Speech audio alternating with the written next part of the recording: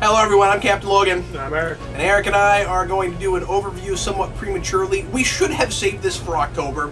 We really should have. I mean, I didn't know you were doing it. You were just like, hey, I'm doing this thing. I was like, yeah, I'll do that. Well, it's because I got curious about the Halloween movies because I saw the preview for the new one. It looked interesting. And I figured it would take a long time. So I started. And then I ended up binging them while I was in the middle of other things. I found out. Yeah, I mean, I had it kind of in the background while I was working on things and stuff. And, I mean, I watched these, but I was doing stuff while I was watching them.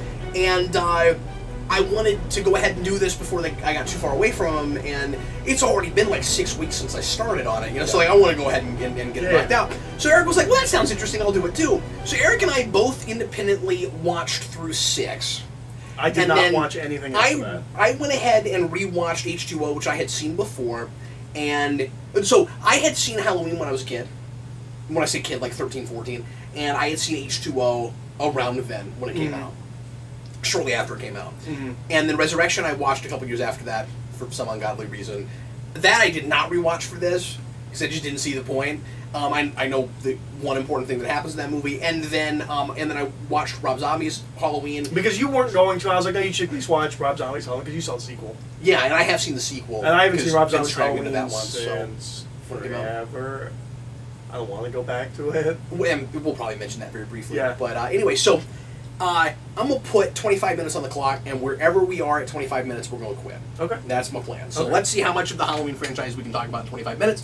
And we begin with Halloween 1, which moving on. So many ways is the only one worth watching. And that's not wholly fair. No, there's bits here and there that are kind of interesting, and if they were in better movies, I would like.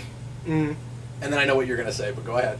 Well, I'm just going to say I mostly agree. I like 3. We'll talk about when we get to 3, but I like 3. Yeah. But, like, if you're looking for the Michael Myers thing, this is the only movie you have to watch. The problem with this franchise ends up being there was a brilliant film here which obviously spearheaded an entire genre and which stands alone beautifully and which nobody's been able to figure out how to, we'll see what happens with this new one, which nobody's figured out how to recreate the magic of within the same universe. Michael Myers is, I think, right now, I'm waiting to be proven wrong, a one-trick pony. Yeah. No, I agree with that. And it also feels like immediately after the first one he's playing catch-up.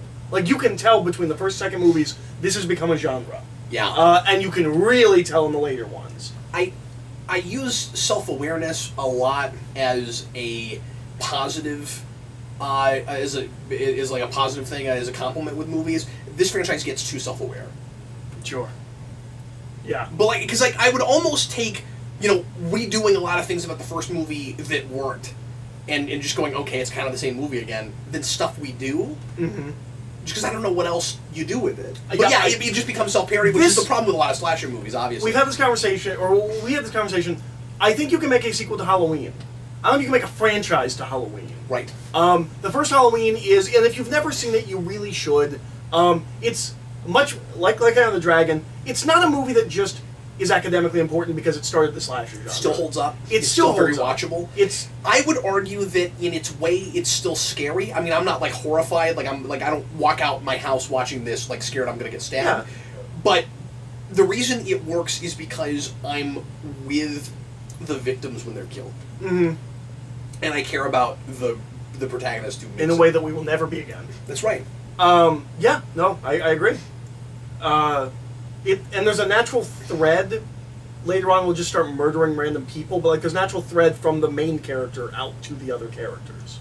The ambiguity and the mystery that's not resolved is really important and kind of should never have been resolved, which I wasn't sure if I would think until I saw the sequels, but that's kind of where I'm at right now, where it's like there are questions I have with the first movie that aren't really problematic. Like, I don't really know why Michael Myers waits 15 years before he leaves the institution. Or why he's unkillable. Yeah. That's not important, he's the boogeyman. Yeah, exactly. And we're told that. And that's the whole thing with the kid, with Tommy. You know, it's you know, he's the boogeyman and he can't be killed. And that's the big reveal at the end. And I think it works as a reveal. I kind of don't need to know the answer. Do you know that in the script they don't refer to him as Michael? They refer to him as the Shape. Yes. Yeah. That's what oh yeah, because you watched the documentary. We also watched the documentary about I didn't know that already, but yes. Yeah. But like he's not even a human in the script. Like he's not even written as like they don't ever refer. They don't write him as Michael. They're not thinking of him in those terms. But if that's the case, did they do the flashback in the original script?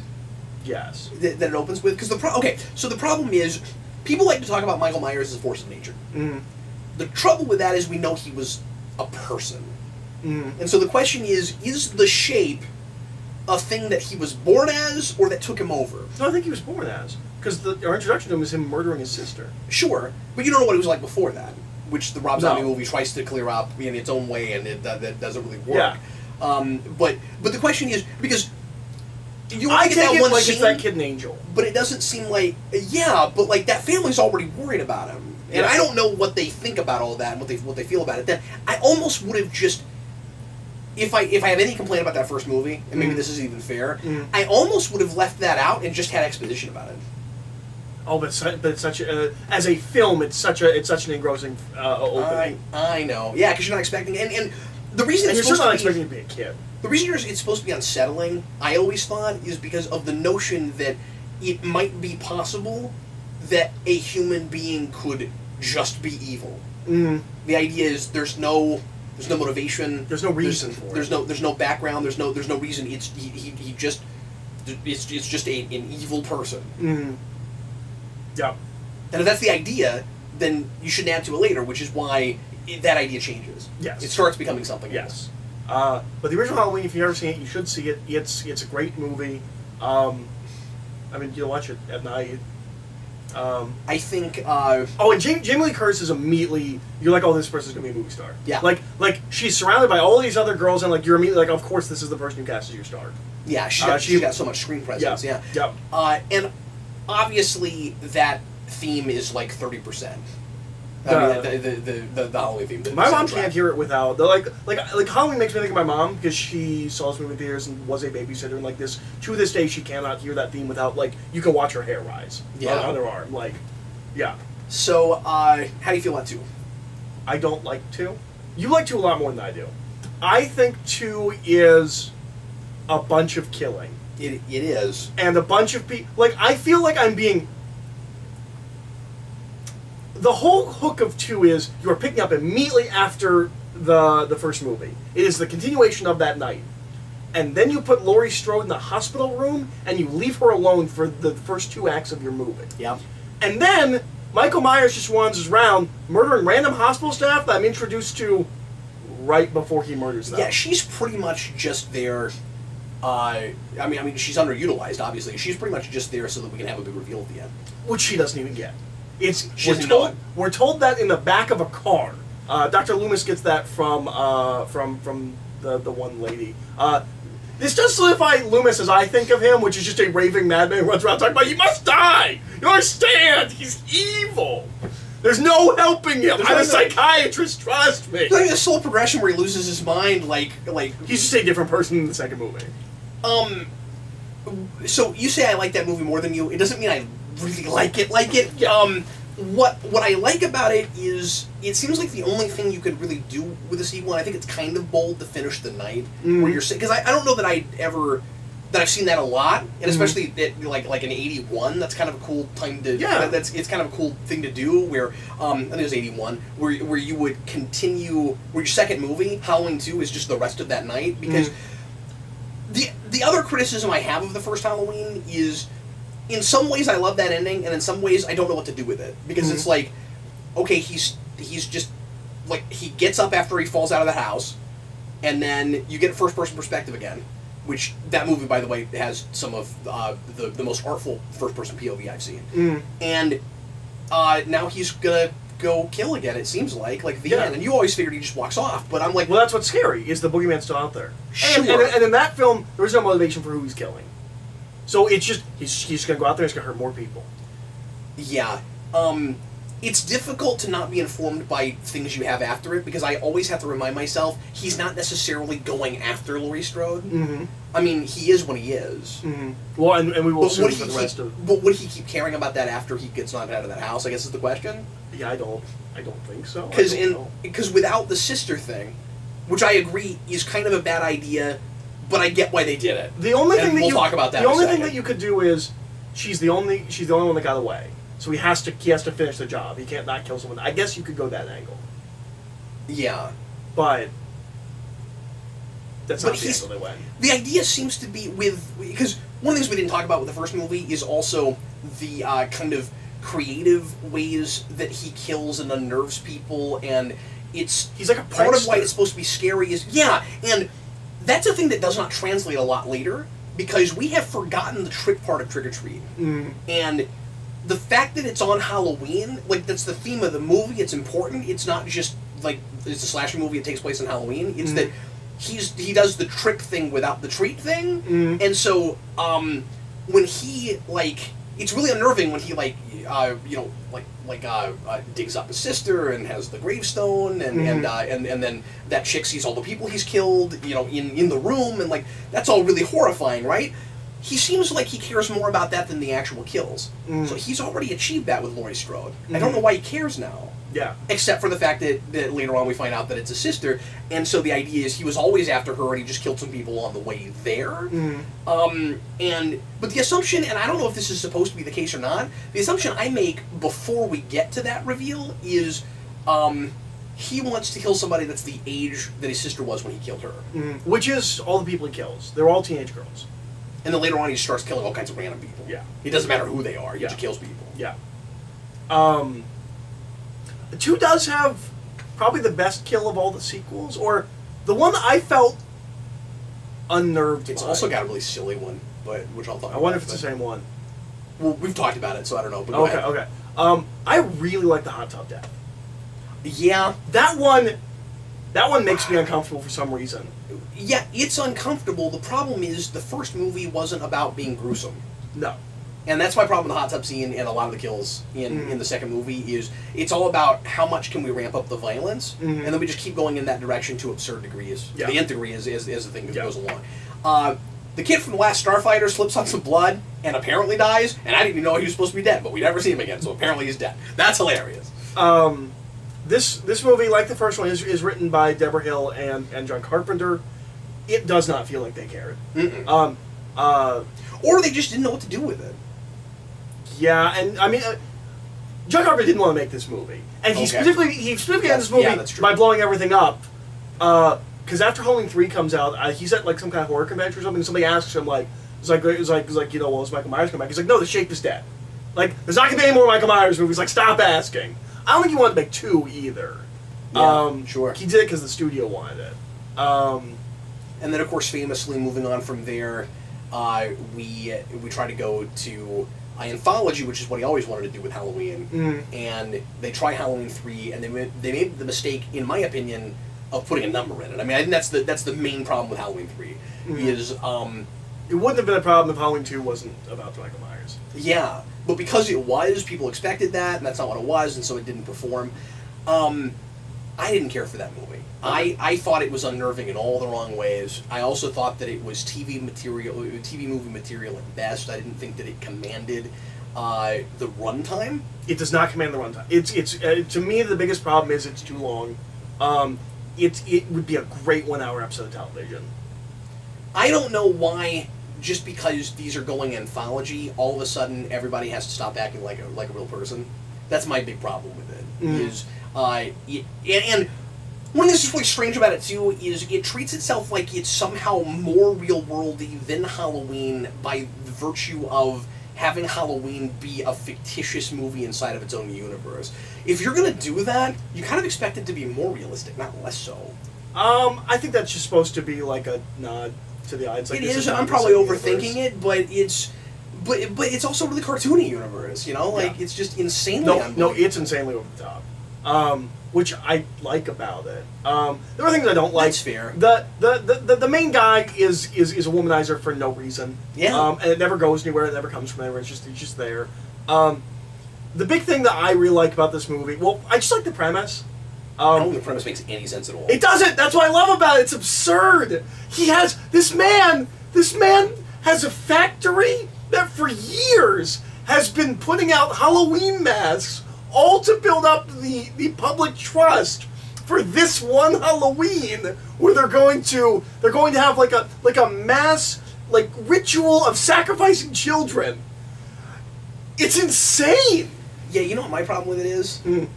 Beyond the fact that it's a two-dimensional bad guy that very clearly doesn't have a real motivation, and we have to call attention to it. Mm-hmm. Like, well, why? Don't say why, because the next thing you say is ludicrous, and it's not an answer. It's a complete non-answer to the reason he's doing it.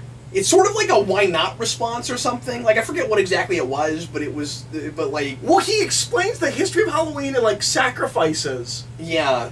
And there's like, well, it's been a while since we've done one of those. Yeah. I think it's really funny. Okay, the big issue I have that I just could not get past is children are just not that excited about Halloween masks. Like, that was the big thing I had a tough time with. Was like, are they really going to get that many kids to buy these generic 3 Halloween masks? That is not. Those are not the things these kids are going to want to go as for they have a Halloween. really catchy tune. Yeah, it's just London Bridges, and it's in my head forevermore. And I hate myself for watching it because I will never get it out of my head. My biggest. Hey, look, they still Halloween. I'm just gonna punch myself in the face. Like, Shamrock. Shamrock. My biggest thing with this movie that I really like about it is that it puts children in danger. Not just in danger, children die. And it's about Halloween, and that makes so much sense. Like, Halloween's so much a kid's holiday. Like, but by virtue of being as cartoony as it is about it, it comes off mean-spirited to me. oh, okay. That's what I don't like about it. Oh, it doesn't come. It doesn't. Like, I'm fine with putting children in danger, but you gotta take yourself more seriously if you're gonna go there. You see what I'm saying? Oh, see, That's not the material to do that with. This is kind of my Washingtonians issue a little bit. Like, oh, and I don't have that issue. I think it plays. It feels mean-spirited. Okay. I just don't have. I don't have that. It's more creative than all of the Michael Myers sequels. Yeah. Most certainly. Yeah. The acting is at least as good as any of those.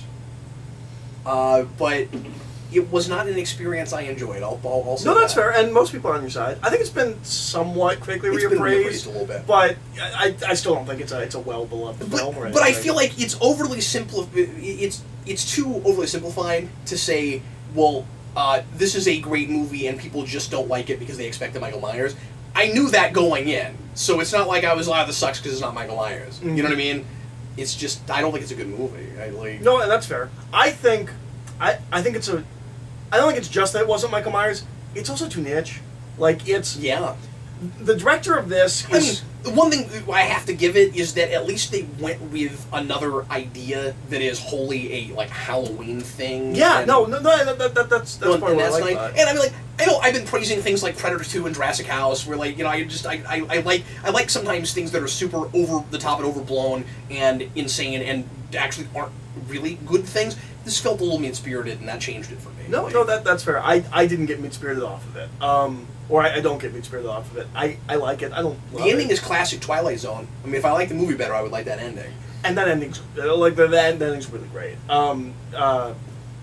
That guy's in Lethal Weapon. He does the exact same yelling there as he does when he's like, I have another daughter. And I can't remember. Do they do a freeze frame on that at the end? I think they do. I'm not Maybe sure. I'm wrong. I thought you zoomed in on the TV. Maybe that's what they do. Because it's still going. It's still going. He's like, the third channel, turn it. It's supposed to, channel. Yeah, because it's supposed to make you feel like it's happening to you or something. I also love the torture room scene where the bad guy just puts the mask on his head and turns the TV on. He just leaves. Yeah, it's got some music, and it was kind of fun that they've got the Halloween movie on the TV and they score a scene with it. Mm. Yeah. So we're already 17 and a half minutes in. Let's do 3, 4, or 4, 5, and 6 real fast. Because they're all the same. They're all kind of, yeah. The only one that's remotely memorable in my mind is probably 4. The Turn of Michael Myers. I'm trying to remember it. Yeah. But I remember that being the one that was probably most artistically shot and had the most interesting ideas. The end of that is competent. Legitimately interesting, but then what we do with it is horrible, and so I wish it had never happened. No, if I'd gone to the movie theater, like back in the day and saw Halloween 4, Halloween 4 is not a terrible follow-up. Yeah. It is incredibly competently made. More so than I expected. I expected it to drop off immediately, and then I was like, oh no, this one is it feels like somebody made this. Some spaceman kind of cared and made it. And they're beginning the mythology. They don't know what they're doing. They don't know where they're going with it, certainly. But they're beginning a mythology where there's a girl that's connected to Michael Myers, and you find out that they're actually related. And well, because she's Jamie Lee Curtis's daughter. Yeah. And she's named Jamie. Which is hilarious because Laurie Strode was just killed in a car crash off screen. Yep. Yeah, I don't even know if they say it's a car crash. It's like just some nondescript accident. Like, there was an accident. Like, I look up the wiki, it says car crash. I don't think that's ever said in the movie. I think she just had an accident. She just died. My biggest issue with this movie is that Daniel Harris, who plays Jamie, I couldn't think of Jamie for a second, even though I just said Jamie keeps having these nightmares and like waking nightmares of Michael Myers, as if it's genetic, like. As if, because they don't know where they're going with the mythology in making this movie. Right. In this movie, it feels like, well, her mom was traumatized by him, and somehow she got like genetic traumatized memories from her mom. So it's one of those things where we play it as sort of mystical, but it also looks like it should be able to happen to anyone. Yeah. So that's weird. But I guess if he's supposed to be some kind of supernatural entity, maybe that also doesn't need an explanation. No. But it's played the way we play people with trauma. It's just weird because she's never met him. She doesn't know what he looks like. I think she's a good child actress. She is. Like, I think she does a really good job. Loomis is, of course, insane. But even more so now. This really starts the... Well, 2 does this too. I mean, every sequel afterwards reinterprets the last movie you watched. You think it's one thing, it always turns out to be something different. Yeah. That's kind of my big takeaway with the Halloween sequels, where you get into 4, and it's like, oh, so... he somehow survived that, and Loomis is not... Loomis makes this giant self-sacrifice. He's just got some scratches on his face. He's had some surgery. He's a little burned. They look terrible. This entire boiler room that explodes. Yeah. Yeah. That makeup is awful. Yeah. And it gets increasingly less there until 6 when it's hardly noticeable. And that's stupid. Yeah. But he also talks to that little girl, and it's not okay. Like, yeah. I don't even fully remember what he says, but like, here's the thing. I watched all 3. I watched 4, 5, and 6 in the course of like one night and like one morning. And that was a mistake. And then I was talking to Cap about it. You couldn't even remember what happened. I couldn't even remember. Like, I finished a movie like 30 minutes later. You're like so Michael Myers like this happened. He gets buried in rubble. I was like, no, he like falls off a roof or something. He's on the side of the road. I don't remember. They think he's dead, and now she's the killer. And he's still killing random people for no reason, and he's not that menacing. No, he has no presence. He has no presence. Like, maybe a little bit more when they start trying to kill him with the car and stuff at the end. Like, maybe that's a little bit better. Yeah, I find Michael boring. Yeah, same here. I've like, that's why I don't care about Halloween, because like the first one's great, and I love John Carpenter. Yeah. But I don't anymore now, but we're talking about it. But like, really provocative image with her in the same costume, murdering at the end with the murder of her mom or stepmom or foster mom. I don't know, because she was like, no. What am I talking about? Her mother is Laurie Strode, but I think it's a foster mom. I forget. I can't tell. One of the stupidest things, because she's that in 5 she's still alive. That is one of the stupidest things. Well, and she's also like 18, and so I think their parents are just gone, and because she's a sister. Oh, is that what it is? Well, she's not. Like, that's right. But she's because she doesn't like her. She's annoyed by her, and she's like, well, you should love me like a sister, and she's like, but we're not sisters. Yeah. Yeah. They do have parents. They just disappear. And then 5, they start massively retconning where it's like, okay, so she just got kind of like possessed for that minute, and she regrets it, but she's having to be in a mental institution nevertheless, and the woman, the sister, whatever it was that she tried to kill is still alive. It didn't actually take. And no one's upset about it, or even really questioning it. She's like, oh yeah, she tried to stab me, but like, we're past that now. Yeah, well, but I mean, like, she's clearly lucid, and like I buy that, okay? I just think it's a boring, dull, not interesting direction to take it. It's because they didn't want to have a kid kill her, I guess. You either end it, or you time jump, or you have Michael Myers go someplace else, and just don't even deal with it. Just go somewhere else. Why does it always have to be in this town? Yeah. Just take him someplace else. Yeah. And then 5 is where we get into kind of the absurdity of they haven't canceled Halloween yet. I think that's really weird. And then they talk about it. It's like, we should cancel it. Yeah, you should have done that already. That's dumb. And then when you get into 6, they have, But then the year Michael Myers finally comes back, because there's finally some time in between. It's the year they bring Halloween back. No, they haven't brought it back yet. They have some kids that are all anti-establishment that are like having rallies to bring Halloween back. Yeah. It's ridiculous. Yeah. That's Paul Rudd's debut. He gives a really weird performance. And Paul Rudd's character, so Paul Rudd plays Tommy, who's the boy from the first film, and he's not the age he should be. He should be like 35. But they have the opposite problem with Jamie in that movie.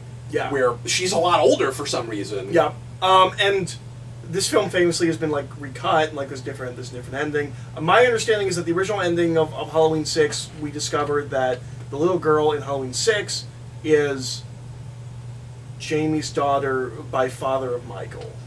That Michael rapes her and that's his daughter because he's trying to get this kid. And, like there's this whole thing. Like famously, there's another cut of that movie which I've not gotten to see yeah. yet because you have to buy a special set that I just don't have. Yeah, and so I've never gotten to see which that. I think is what happens in the other cut. In this cut, they just keep talking about how like Loomis is like, you'll never get the girl, Michael. Like all of a sudden he's interested in this girl and we don't know why. And then it's like we get another person from Lethal Weapon in this movie, and I was like, oh, he's the bad guy in Lethal Weapon 1. He's being a nice guy. I didn't know he could be a nice guy. No, he's secretly part of a cult that like worships Michael Myers or like empowers Michael Myers, something like that. He's apparently like a chosen one, and this happens every so often. And I don't know what he's chosen for. It's supposed to be some kind of like cleansing thing. Yeah. I forget what Boy, exactly every couple of years, Michael kills like 4 people. It's fixing the overpopulation problem. It's ridiculous. Obviously, I was at this point not real invested anymore. 6 has a bizarre tonal shift because it's the 90s now, and boy, you can tell, and The Crow has happened, and we like, yeah, you can see all that. And there's a big gap in production between 5 and 6. Right. Yeah. And it's more interesting than 5, and maybe better produced. 5 has some really goofy kills. That's got some crazy TV stuff. That's got that hilarious scene I can't stop talking about where they're in a barn and they've got like that Halloween party on a farm or something, and they're in a barn, and Michael Myers is killing a guy, and I guess they were like having sex and he's killing people, and it wasn't that what it was. Yeah. And he's got a rake, and he goes after him with a rake, right? And then the camera turns, and immediately he's already got a machete, and it's hilarious. 6 also doesn't have enough Michael Myers and Michael Myers kills because we're way too busy like 6 times faking you out, sometimes with the same guy in a Michael Myers mask. Yeah, they do it over and over and over again. It's not fun. I don't understand why this is another thing I wanted to mention. We're past 25 minutes, but we're close. Yeah. Because I don't have a whole lot to say about the other movies. Yeah. But so it's not until 6 that people know what the Michael Myers mask looks like. Yeah. Which is ridiculous, because you have people in 5 putting it on and messing around and stuff, and nobody. But what's even worse is that then in 6 they put Strodes back in the Myers house, and they don't know what that house is. What? Yep. Everyone should know what that house is. Yep. Those were also in the confiscated documents from 2. It's worse because it's Strodes. It's insane. How's that family in that house? And of course, they're all horrible people, and I hate them. But that's every movie. And yeah. This 4, 5, and 6 to me feel like exactly the movie Scream is parodying, or not parodying because it's not a parody, but like more so than Friday the 13th, which I think is or even Nightmare on Elm Street. Like this feels like the bland, uninteresting horror movie with a cast character. Like these 3 films feel like Scream without the self-awareness. And I think that's interesting, which is weird because H2O is Halloween with the self-awareness, but in a bad way. And kind of wants to be Scream again. I would almost argue that as much of a train wreck as it is, and going through different drafts and not knowing what exactly we want to put it out, I don't know if 6 is a better movie than H2O. I'd rather watch it than H2O. Yes, of course. That movie isn't even trying when it comes to atmosphere and intensity and actually trying to be scary. Like, I always just remember that as the boring one. It is, but like I mean, they're all 4, 5, and 6 are all boring. This one's the boring. When that happens, and this is the boring one, like something has gone wrong. You know, people loved H2O when it came out, and I think it was just because it had been like that long since we'd had those movies, and because they thought it was cool that she was coming back, and they got rid of the bad movies. There's no style. It's not a style over substance issue. It's a lack of style and substance. There are a couple of kills that are kind of neat, if I can use that word. I always kind of... The one thing that always really stuck with me in that movie was the scene where... I can't remember if it's a guy or a girl, but somebody puts their... I think it's a girl. She puts her hand in the garbage disposal, and you think Michael Myers is going to turn it on, and then he doesn't. That always stuck with me. I always thought that was kind of cool. But man, like I said, no panache, no style. Jamie Lee Curtis doesn't look like she wants to be there. I think she gives a horrible performance. She and her son have no mother-son chemistry. She's kind of awful, but then I guess he sort of is too, and he knows what happened to her, but is still being... Oh yeah, but still being all rebellious and stuff, and like they should just be more reasonable, and they play all that for forced drama. It's very TV, and the soundtrack is terrible, and John Ottman wrote a soundtrack, and they didn't use most of it. And Ottman complains about it in that documentary we watched, which is really sad, where he's like, yeah, I did this scene where we finally have like this full orchestral thing for the Halloween theme that we've never heard before. They axed it, and they just put in, I was like, what? Yeah, it's the worst. Anyway, that movie is awful. It was very difficult to sit through. It's cringeworthy writing. I mean, all those movies have that to some degree. But at that point, there was no excuse. Yeah, but it's cringeworthy that thinks it's clever. Yeah, it really does. Oh, it bugged me. It was bad. Resurrection I've not watched in a million years, so I don't have anything to say about that right now. I just remember it being more H2O, except, like, kind of road trippy. Not road trippy, but there's a lot of people in a van. Well, I remember that part. It all takes place in a house, because someone thought it would be cool if there was... It's basically like a reality TV show, where like Michael Myers is killing people. That's right. And then she dies at the end. I think she dies earlier. Does she? I think so. It's been a long time. It's been a long time. She dies in that movie. Yeah, she dies in that movie somewhere. The remake was a mistake. Yeah! So we now have, by the time we get to what I'm going to affectionately refer to as H4O, because it's just called Halloween and it shouldn't be, so it's H4O. We're going to have like 4 different continuities. Yeah. Basically. Yeah. Because you have 1 through 6, and then H2O axes everything but 1 and 2, and then we have a reboot with 2 movies, and now we're going to go back to just 1. Yeah. 4 continuities, some of which include certain movies that other ones do not include. Everybody with me? So, the Rob Zombie's remake, we're at 30 minutes, I'm going to talk about this briefly. Yeah. Rob Zombie's... And I didn't rewatch this because I hate this movie. But you know about it. Rob Zombie's remake is weirdly in almost like the Richard Donner Superman formula, where it's kind of a 3-act, I don't want to say epic, but it's like that, where it's the origin, and then it's not adolescence like Superman, but it's like his time in the mental institution, and then it's Halloween. And that's like a shot-for-shot remake of Halloween. It's not. It's not, but it redoes a bunch of stuff that Halloween does, and then when it diverges, it gets really boring, because we just keep coming up with contrivances to keep Laurie Strode alive, and for Michael Myers to keep getting run off course and have to come back on course. It's a weird performance from Malcolm McDowell as Loomis. Good casting choice. Yeah. The writing is awful, so he just keeps saying things that should never come out of his mouth, because he's like the original Loomis. He's an actor that you think of as kind of sophisticated, but then you look at his work and you're like, he doesn't do sophisticated roles, though. Yeah. And they keep like giving... Terrence Stamp. Yeah, just like Terrence Stamp. And they just keep giving him... I mean, I love him in Yes Man, but, you know, he's too good for that movie. It also could have been Malcolm McDowell. That's true. But they keep giving Malcolm McDowell... Yeah, but I don't think he does comedy as well as Terrence Stamp does. But anyway, but they keep giving Malcolm McDowell dialogue like, "Come on, guys!" And you don't have Malcolm McDowell say things like, "Come on, guys." We literalize the Michael Myers mask thing in this, which is a worse thing if it was a prequel. It's at least a different continuity. But I have so many questions. Like, he becomes obsessed with masks. We try to make some kind of like, identity thing out of it, I guess, where it's like he just keeps receding into himself.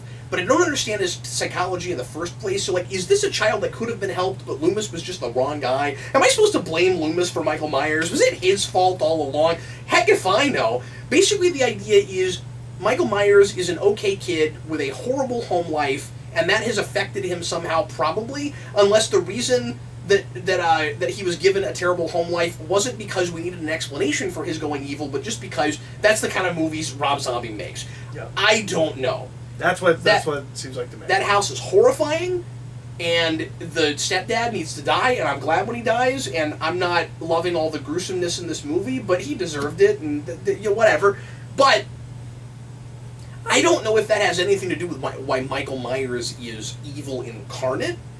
He kills his whole family, leaves the baby alive. That's Laurie Strode. Later goes after Laurie Strode. Don't know why he didn't just kill the baby in the first place. How is that not the thing you ask when you reboot it, right? Why is that the thing you keep? That they're related? You think you wouldn't want to do that? Yeah. I don't know. Well, because they...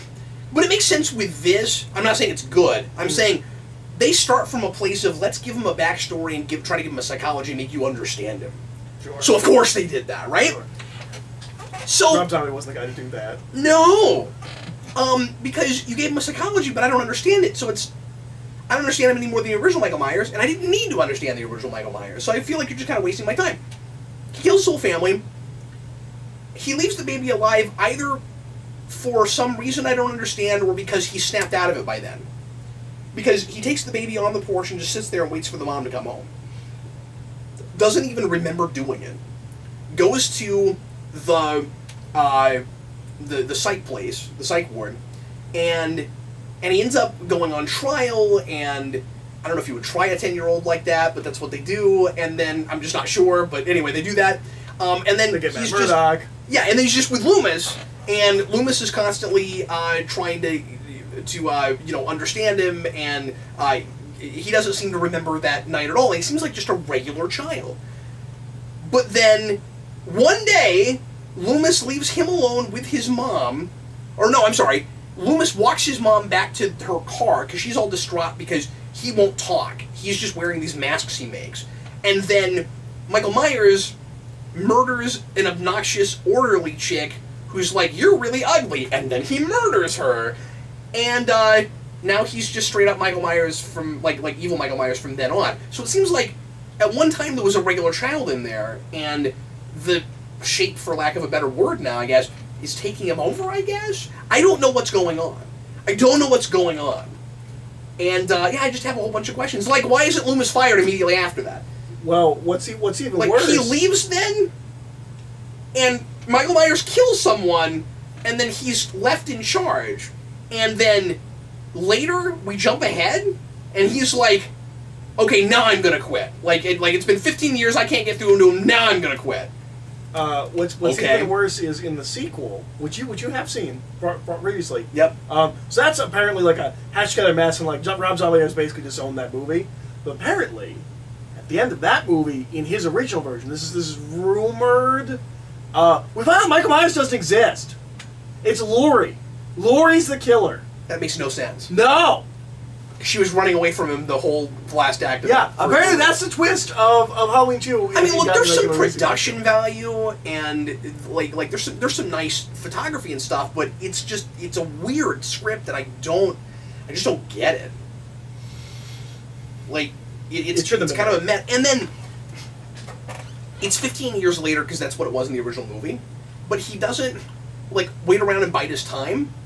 It's just a couple of stupid idiots that let him loose, and then he murders them, and then he it's like janitor staff or something. It's these people that work there, and they like kidnap a girl and try to have sex with her, and then they go to Michael Myers, and they let him out because they think that's a good idea, and they try to get him to do stuff with them, and it's awful. And then they just happen to let him out right around Halloween.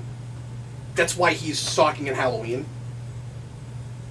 He's got a mask thing, because Michael Myers always has a mask thing. He's got a mask thing. I mean, at least there's an explanation for the Michael Myers mask if you really needed that, I guess. But, like, which I didn't. It's weird. And he's got long hair because it's made by Rob Zombie. Yep. In the other, in the previous sequels, the only reason it's that mask is because it's iconic. Yep. There's no reason he should keep going after that. I mean, it makes sense in 2 because that's just what he was wearing already. Well, yeah, but then after that he keeps going after it. Yep. Like, why? But anyway, so I don't have a lot else to say about that. It's just, it was a really strange experience. Yep. I'm not glad I watched that. But I'm glad I didn't go back to it. But I want to hold out hope that maybe, finally, they manage something cool with the sequel. Yeah, me too. But if not, I hope they quit. I mean, I don't want them to keep going back to this, but... Yeah. Anyway, well, we're at about 40 minutes. We did a lot of it in 25. Yeah. We did all right. Yeah. Anyway, well, any last words? No. It's a lot for Halloween sucks. Like, as a franchise, Halloween sucks. It's not good. Halloween's a masterpiece. I like Halloween 3. You don't have to watch any other Halloween movies. I'll never go back to those. No, of course not. I mean, the original, sure, but, like, I'll never go back to those. I'll probably watch Halloween one more time before the sequel comes out, just to have it fresh in my mind. Sure. Well, folks, thanks again for watching. We sure appreciate it. I want to do another one of these again soon. It won't be probably on the next Omnibus, but I mean another overview thing, because it's kind of fun. And as Eric mentioned in the previous video, I'm probably going to do some more horror stuff, because I'm not a horror guy, and I don't know a lot of this stuff, and it's kind of nice just to have it, you know, filed away, just to know it. Yeah. So I'm going to go to the Nightmare movies next, probably. So sometime in the near future, I might talk about those. So anyway, thanks again for watching. I am Captain Logan. And I'm Eric. See you, folks.